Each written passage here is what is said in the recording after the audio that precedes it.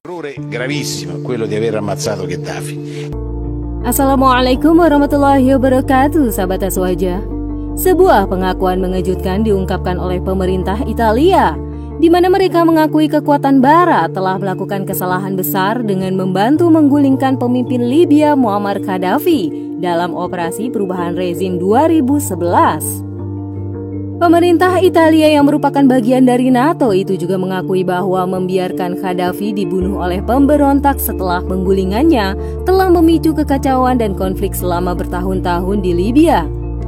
Pengakuan mengejutkan itu disampaikan langsung oleh Wakil Perdana Menteri yang juga Menteri Luar Negeri Antonio Tajani di sela-sela acara di Tuscany pada hari Rabu.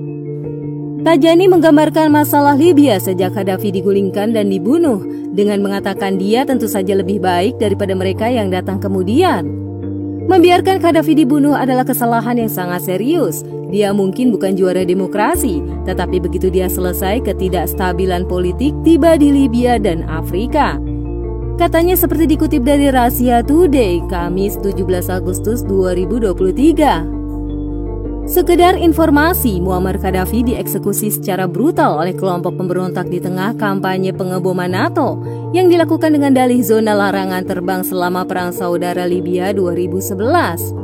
Meskipun Amerika Serikat dan sekutunya menggambarkan misi mereka tersebut sebagai upaya kemanusiaan untuk mengakhiri serangan pemerintah Gaddafi terhadap warga sipil, namun nyatanya sebuah fakta penyelidikan oleh House of Commons, Inggris, mengemukakan hasil investigasi mereka, di mana banyak ditemukan kejanggalan dan berbanding terbalik dengan pengakuan NATO kala itu. Salah satu dari temuan tim investigasi asal Inggris terkait kejanggalan yang terjadi ketika konflik Libya yang mengakibatkan tewasnya Gaddafi adalah statement NATO yang dianggap terlalu berlebihan dalam menyebarkan informasi soal adanya ancaman masif rezim Gaddafi terhadap warga sipil Libya, di mana hal inilah yang menjadi awal mula penyulut gejolak konflik perang saudara di negara kaya minyak di Afrika itu. Tidak sampai di situ, pihak Barat secara masif juga berkontribusi besar dalam terbunuhnya Gaddafi.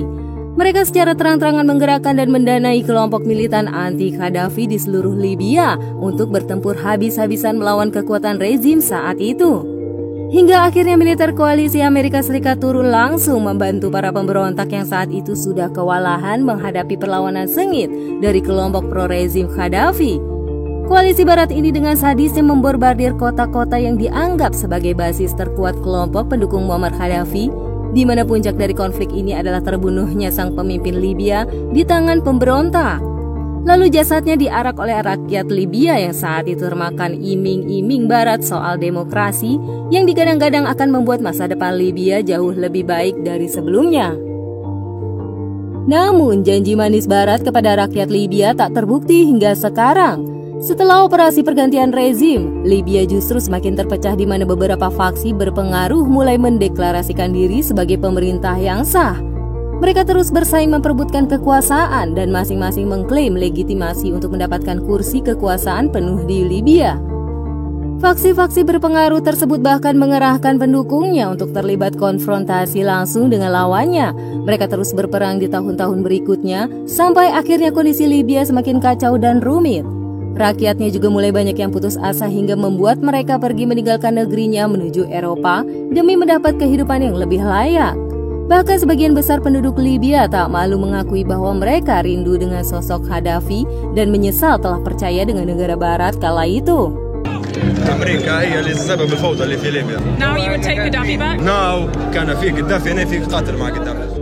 Munculnya gerakan terorisme juga mengalami kebangkitan di Afrika Utara setelah kematian Gaddafi, di mana ISIS dan kelompok-kelompok yang terkait dengan Al-Qaeda dengan bebasnya membangun benteng di Libya dan sekitarnya. Pada Juli 2014 saja diperkirakan 1.600 faksi militan aktif telah hadir di negara itu. Peningkatan besar dari 300 yang dihitung pada 2011. Data ini berasal dari US Institute of Peace.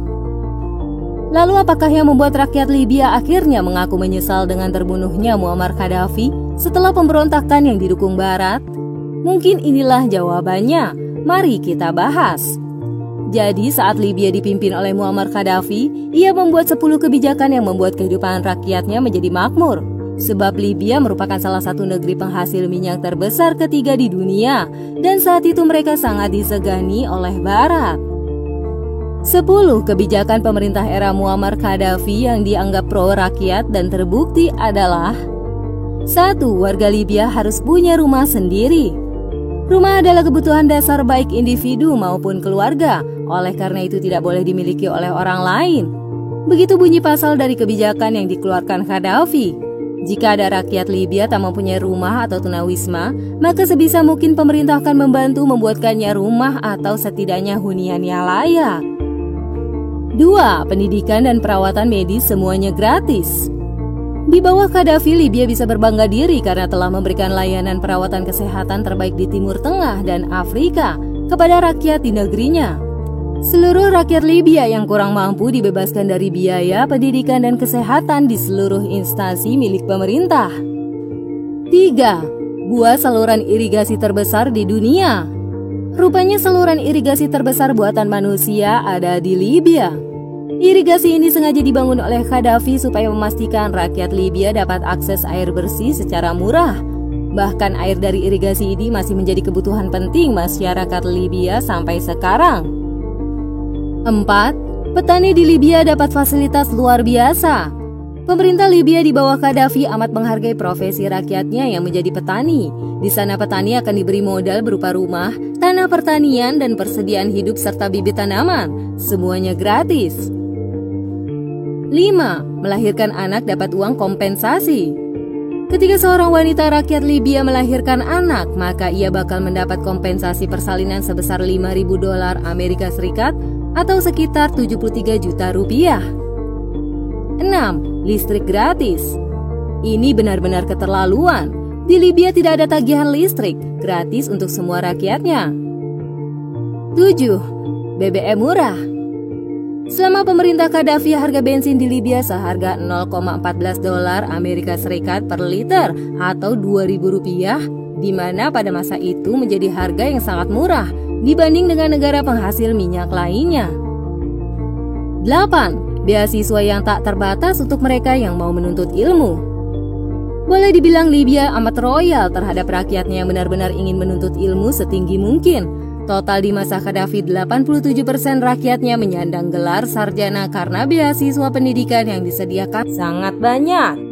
9. Tak punya uang bisa pinjam bank dengan angsuran tanpa bunga. Jika rakyat Libya tak punya uang, maka mereka boleh meminjam di bank pemerintah. Untuk angsurannya sama sekali tidak dikenakan bunga alias 0%. Libya juga tercatat tak punya hutang luar negeri karena penjualan minyak mereka sudah cukup untuk menghidupi rakyatnya. 10. Dinar emas. Gaddafi berambisi membuat mata uang tunggal yang bakal digunakan untuk semua negara Afrika, dinar emas. Mata uang ini benar-benar terbuat dari emas dan disebut-sebut bisa melepaskan sebuah negara dari jeratan utang. Akibat ambisi ini, negara barat meradang terutama Amerika Serikat yang keberadaan dolarnya sebagai dewa uang akan tergusur tak laku jika dinar emas yang berharga itu ada. Maka ini menjadi salah satu penyebab digulingkannya rezim Gaddafi dari Libya. Itulah beberapa informasi seputar ungkapan seorang wakil Perdana Menteri Italia yang merasa bangsa barat telah melakukan kesalahan besar karena membunuh pemimpin Libya Muammar Gaddafi. Wallahu a'lam. Wassalamualaikum warahmatullahi wabarakatuh.